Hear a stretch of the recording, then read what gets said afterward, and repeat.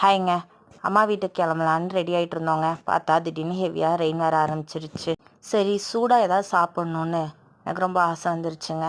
என் பையனும் மம்மி சூடாக எதாவது செஞ்சு கொடுக்குறியா அப்படின்னு சொல்லி கேட்டான். சரி யோசிச்சேங்க. மே மாதம் எங்கள் பாட்டி வீட்டுக்கு போனேன்னா எனக்கு ஃபஸ்ட்டு செஞ்சு தர ஸ்வீட் இது தாங்க. நீங்களும் வீட்டில் ட்ரை பண்ணி பாருங்கள். 1 கப் கோதுமை மாவு, 1 கப் சர்க்கரை, 3 ஏலக்காய் உள்ளே இருக்க சீட் மட்டும் ஆட் பண்ணி தண்ணி ஊற்றி நல்லா பிசைஞ்சுக்கோங்க. ரொம்ப தண்ணியாகவும் இருக்கக்கூடாது, ரொம்ப கெட்டியாகவும் இருக்கக்கூடாது. ஒரு கடாயில் எண்ணெய் ஊற்றிக்கோங்க. போண்டா மாதிரி ரவுண்டாக போட்டு 2 பக்கம் வெந்து எடுத்துக்கோங்க.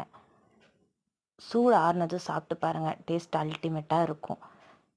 சரி மழை வேற நின்றுச்சா, மறுபடியும் மழை வரக்குள்ளே அம்மா வீட்டுக்கு போய் சேர்ந்துடணும். சாப்பிட்டு இருந்தால் டைம் ஆகிடுங்க.